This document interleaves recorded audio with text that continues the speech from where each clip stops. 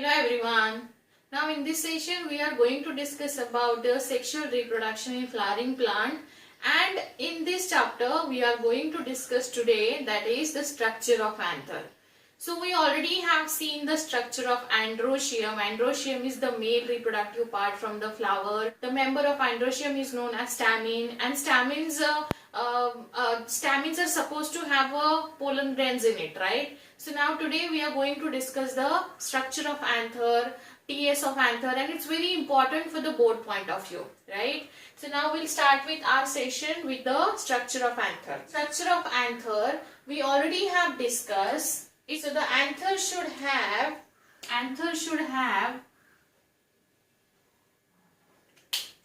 two theca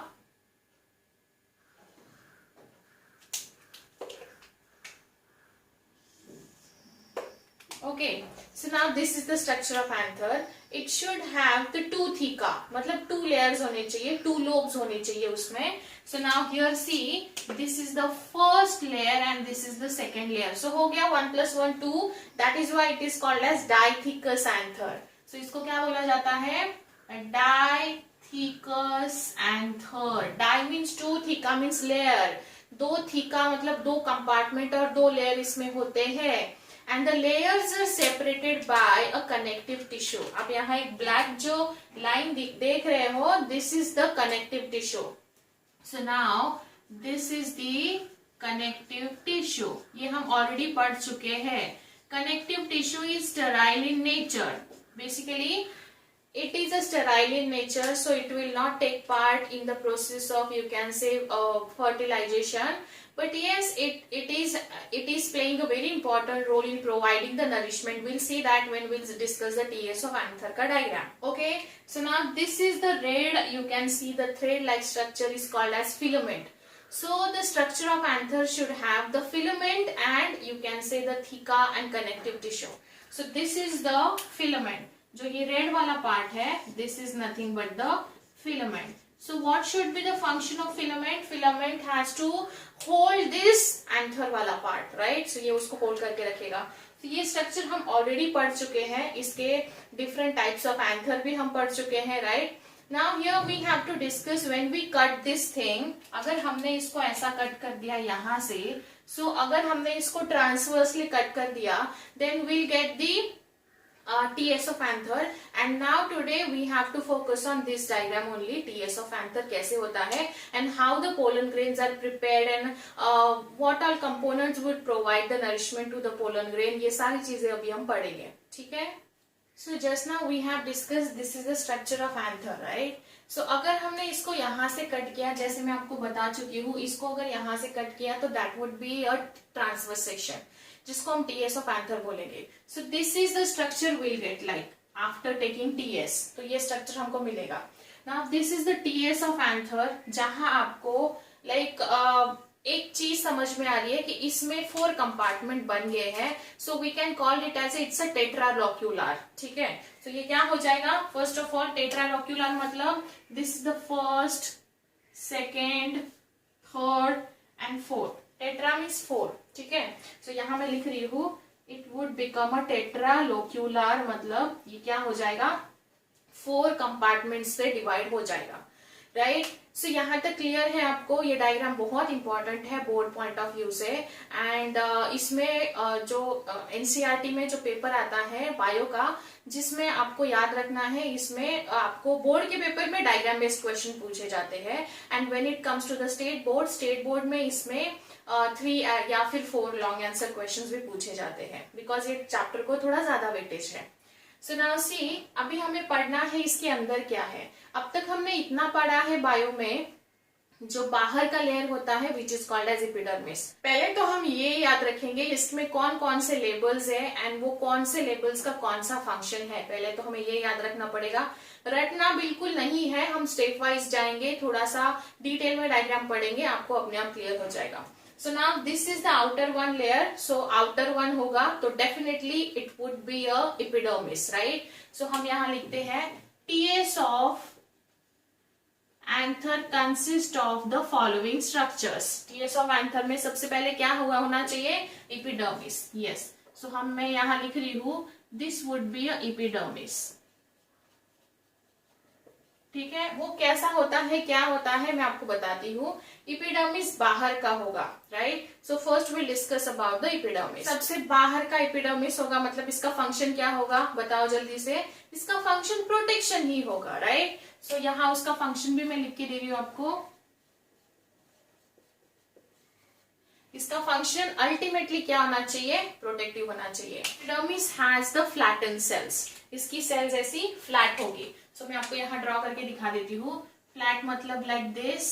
सो आपको ये पूरा स्ट्रक्चर जो है, ये रेड वाला, ये यहाँ हर लाइक वॉल पे ड्रॉ करना है। So this is the epidermis which has a flattened cell and which is a protective in nature, right. So here I have already draw the structure of this epidermis. You can see these are epidermis is having the flattened cell. So इसकी जो cells होती है, these are flattened cells. ठीक है। So आपको दो चीजें याद रखनी है। बेसिकली एंथर का जो बाहर का लेयर है, एंथर वॉल का, basically it is comes under the anther wall. ये जो है एंथर का वॉल है, पहला outer most layer would be epidermis, would be protective in nature and it is having a flatten kind of cells, right. Now next to the epidermis क्या होना चाहिए, अभी next to the epidermis there would be another level होना चाहिए, another structure होना चाहिए, and that would B endothecium. So now next to the epidermis, like next to the inner part of the epidermis would be endothecium.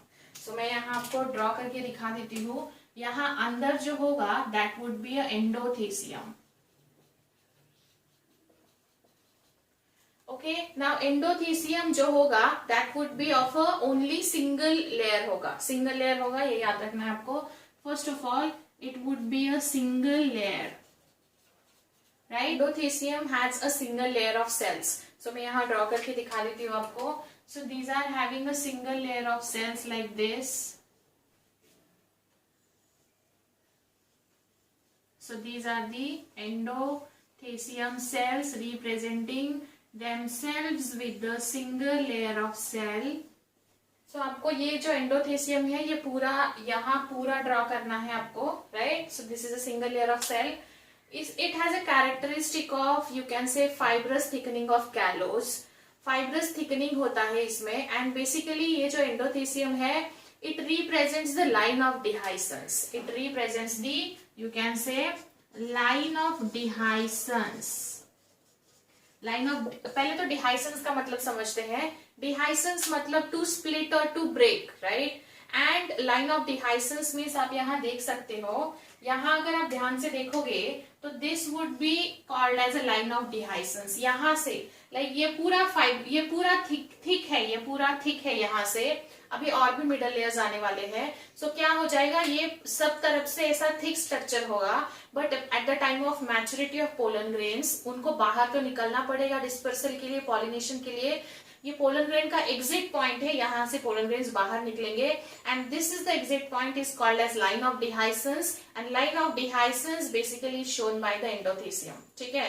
So endothecium जो है it has a fibrous thickening, but वो fibrous thickening जो है वो यहाँ थोड़ी thin हो जाती। सो यहाँ एग्जिट पॉइंट पे वो जो थिकनिंग्स है वो थोड़ी थिन होनी चाहिए। सो थिन होगा मतलब वो इजी टू ब्रेक होगा, और इजी टू ब्रेक होगा तो आराम से पोलन ग्रेन बाहर निकलेंगे, right. So this is the area, it's a line of dehiscence, और where here actually the pollen grains would exit from this point, right? So यहाँ से pollen grain बाहर आएंगे। So next to the epidermis हमने endothecium पढ़ा, and तो ये endothecium का जो हाइग्रोस्कोपिक नेचर है वो उसको डिहाइसेंस ऑफ एंथर एट मैच्योरिटी में हेल्प करता है। सो ये दो तीन चीजें हमें लिखी है, आपके नोटबुक में लिख के रखिए, राइट। सो ये था एंडोथेसियम जिसका सिंगल लेयर है, जो कि यहाँ थिक रहेगा लेकिन यहाँ आके थोड़ा सा थिन हो जाएगा, बिकॉज थिन होगा तो वो आराम से खुद को ब्रेक करके पोलन ग्रेन की एग्जिट करवा सकता है। ठीक है। Now we'll have to see that next to the endothecium क्या होता है। Now next to the endothecium there would be a 1 to 3 layers of this cell and called as middle layers. So आपको याद रखना है next to this मतलब next to this endothecium, ये endothecium के यहाँ आपको याद रखना है यहाँ middle layers होगा, और ये मिडल लेयर जो है ये 1 to 3 layers of the cell से बना होगा। सो आपको यहाँ याद रखना है it has 1 to 3 layers of cells, और ये जो है ये जो लेयर है वो लेयर में जो सेल्स है they are the parenchymatous cells. तो ये कौन सी सेल होगी, ये जो लेयर बनेगा वो कौन सी सेल से बनेगा, it would be with the help of parenchymatous sales. और पैरेन्काइमेटस सेल्स हमने पढ़ा हुआ है, मैंने आपको समझाया भी था, जहां भी पैरेन्काइमा या पैरेन वर्ड आएगा आपको याद रखना है ये फूड स्टोरेज के लिए रहेगा, at the same time some sort of protection भी करेगा। ठीक है, सो हमें यहाँ ड्रॉ करना है अभी मिडल लेयर जो कि पैरेन्काइमा से बना हुआ है। So this is the middle layer, ये मिडल लेयर होगा। ये मिडल लेयर जो है वो जब एंथर मैच्योर हो जाता है तो वो डीजेनरेट हो जाता है। इसका फंक्शन बस एंथर या पोलन ग्रेन बनने तक रहता है। And you can see I have already mention here the 4 pollen sacs. Pollen sacs मतलब क्या, जैसे हमारे सैक बैग होती है जिसमें हम स्कूल का सारा कुछ स्टफ कॉलेज का क्लास का लेके जाते हैं, वैसे ये जो पोलन सैक्स है यहाँ आपको दिखाई दे रहे हैं बिकॉज यहाँ टेट्रारोक्युलर स्ट्रक्चर है, तो it should be having a 4 pollen sacs. ये पोलन सैक्स होने चाहिए 1 2 3 4। तो ये 4 पोलन सैक्स है, इसके अंदर क्या बनेगा, अभी पोलन ग्रेन बनेगा। बिकॉज पोलन ग्रेन बनेगा तभी तो वो डिहाइस होगा, यहाँ बनेगा और फिर यहाँ से वो डिहाइस होगा, बाहर जाएगा एंड देन फिर पॉलिनेशन होगा, right. So basically this is the structure which is very important to understand, right. So अभी हम पढ़ते हैं इसके अंदर कौन से लेयर्स होते हैं एंड ये कैसे हेल्प करता है पोलन ग्रेन फॉर्मेशन में। In the pollen sacs, the first outer layer would be made up of tapetum. So this is represented as a tapetum, जो कि पोलन सैक के अंदर का लेयर है। पोलन सैक के अंदर का लेयर है which is a tapetum. Tapetum is surrounded by sporogenous tissue. जो sporogenous tissue है जो pollen grain formation में help करेंगे। Now the major function of tapetum would be providing a nourishment to developing pollen grains, right? Now here we have to understand tapetum का main function है providing a nourishment to the sporogenous tissue and developing microspores और pollen grain. Always remember pollen grain को microspore बोला जाता है और pollen sac का दूसरा नाम है microsporangia, याद रखिए।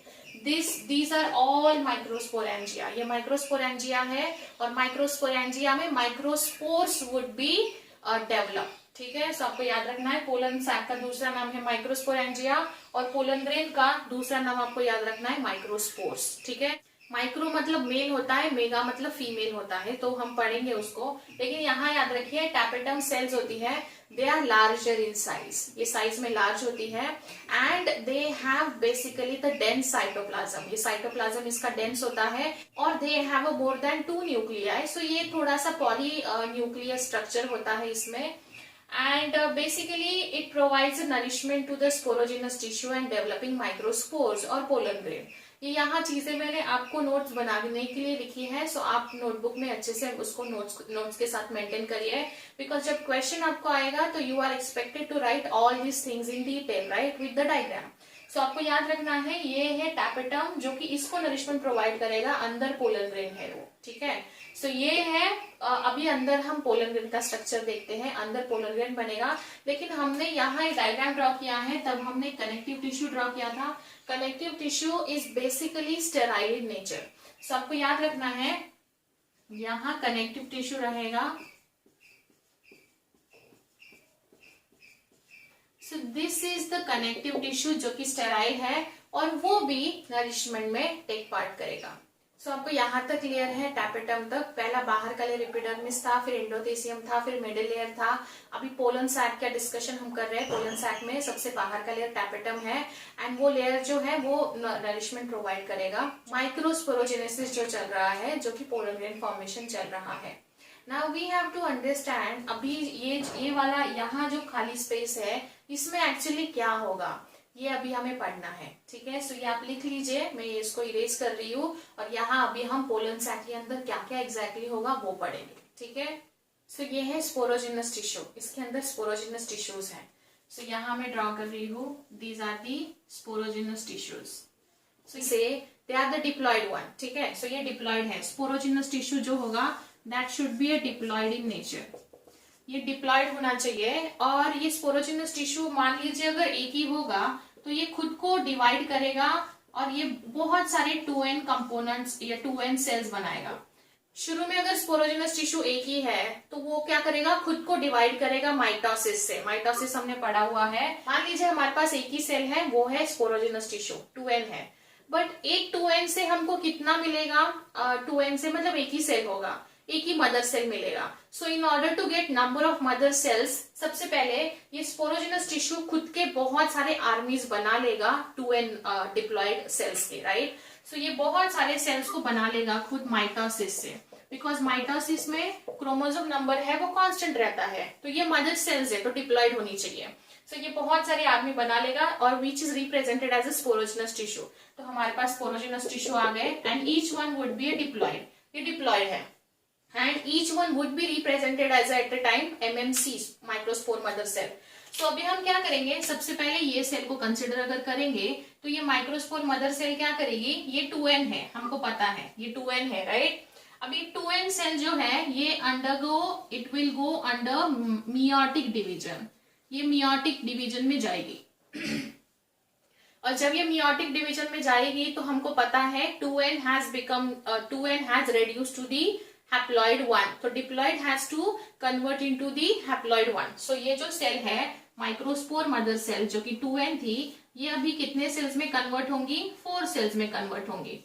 सो ये 4 सेल्स में कन्वर्ट हो जाएगी एंड दीज विल बी, ये चारों सेल्स होंगी हैप्लॉयड, राइट. सो आपको याद ये रखना है स्पोरोजिनस टिश्यू 2n था, उसने खुद की बहुत सारी स्पोरोजिनस टिश्यूज बना लिए 2n के, which is represented as at a time spore mother cell, microspore mother cell, MMC बनेगा वो. और ये एमएमसी एट ए टाइम एक एमएमसी आएगा, खुद को डिवाइड करेगा, 4 पोलर रिंग्स डिवाइड करके जाएगा, फिर ये दूसरा आएगा, फिर वापस 4 पोलर रिंग्स बना के जाएगा, तीसरा आएगा. So mother cells should be a diploid in nature and mother cells के बाद जो हमें मिलेगा दैट वुड बी हैप्लॉयड. और हमने पढ़ा हुआ है हमेशा गैमेट्स हो या फिर पोलन ग्रेन्स हो या कुछ भी हो, जहां दोनों का फर्टिलाइजेशन होना एक्सपेक्टेड है वो हैप्लॉयड ही होना चाहिए. सो हम यहाँ बात करेंगे gametes should be the haploid in nature. So हमको 4 पोलन ग्रेन्स यहाँ मिल चुके हैं. सो दे आर माइक्रोस्पोर्स, ये हमारा माइक्रोस्पोर्स है.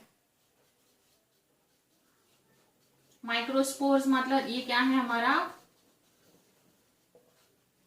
Pollen grain. सो आपको याद रखना है ये जो प्रोसेस होता है माइक्रोस्पोर मदर से जो हमें माइक्रोस्पोर मिलता है उसको बोला जाता है माइक्रोस्पोरोजेनेसिस, ठीक है. So this is the process actually, ये जो प्रोसेस है इसको बोला जाता है माइक्रोस्पोरोजेनेसिस. मतलब with the help of MMC, when MMC undergoes meiotic division, it will gives us the 4 haploid pollen grains. 2n से n बन गया, meiotic division हो गया. जब स्पोरोजिनस टिश्यू को खुद की मदर सेल्स बनानी है तो माइटोसिस से बनाएगा so that chromosome number remains constant, ठीक है. और एक दूसरी चीज, ये जो यंग माइक्रोस्पोर्स है ये टेट्राहेड्रल टेट्राड्स में होते हैं. सो आपको याद रखना है ये जो है 1 2 3 4, सो ये ऐसे टेट्राहेड्रल टेट्राड्स में रहेंगे, ठीक है. So will discuss in pollen grain, अभी इतना याद रखिए. सो अभी हमने क्या पढ़ा, अभी हमने एक स्ट्रक्चर पढ़ा जिसमें ये पोलन ग्रेन्स जो है ये अभी बन गए हैं. So these are the pollen grains और माइक्रोस्पोर्स. क्लियर है ये डायग्राम आपको. This is the TS of anther. हमने इसको यहां से कट करके यहां लेके गए थे. ये ऐसा मैकेनिज्म हर जगह पे होगा, यहाँ हर जगह पे ये होगा. This is a connective tissue. सबसे बाहर का एपिडर्मिस था, फिर एंडोथीसियम था, सिंगल लेयर था, फिर मिडल लेयर्स के 1 2 3 लेयर्स थे. दैट मीन्स वो मिडल लेयर जो बना हुआ था पैरेन्काइमेटस सेल से बना हुआ था. एंड ये है पोलन सैक जिसको हम माइक्रोस्पोरेंजिया बोलेंगे, जिसके अंदर टैपेटम था. उसका फंक्शन है डेवलपिंग पोलन ग्रेन्स को नरिशमेंट प्रोवाइड करना, डेवलपिंग पोलन ग्रेन्स के साथ साथ स्पोरोजिनस टिश्यूज को भी करना, बिकॉज स्पोरोजिनस टिश्यूज को उनका नंबर बढ़ाने के लिए भी तो नरिशमेंट चाहिए डिवीजन के लिए. सो इसको and eight the same time ये एमएमसी से ये बनेगा एंड टिल वो जो डिहाइस नहीं हो जाता है तब तक ये पोलन ग्रेन जो हमारे बन चुके हैं इनको नरिशमेंट प्रोवाइड करने का काम कौन करेगा, टैपेटम करेगा, right. So yes, this is how it is. ये स्ट्रक्चर ऑफ एंथर है, इसको अच्छे से याद करके रखिए एंड इसको अच्छे से डायग्राम भी ड्रॉ करके रखिए. पोलन ग्रेन का स्ट्रक्चर समझने से पहले याद ये रख लीजिए, ये पोलन ग्रेन यहाँ से डिहाइस होगा, तो ये हम ऑलरेडी पढ़ चुके हैं. This is the line of dehiscence. ये लाइन ऑफ डिहाइसेंस है. बुक में डायग्राम भी दिया हुआ है। वो यहाँ से ऐसे ये सेल्स जो है ये रप्चर्ड होगी और यहाँ से ये पोलन ग्रेन्स है that would be release out from here. तो ये यहाँ से ऐसे रिलीज किए जाएंगे। तो this is the line of dehiscence represented by endothecium, right. अगर आपको टीएस ऑफ एंथर में कोई भी डाउट होगा तो लेट मी नो। नोटबुक में अच्छे से ड्रॉ करके रखिए, लिख के रखिए each and every layer of this TS of anther. And yes, in next session we'll discuss the pollen grain. Okay, so see you in next session. Thank you.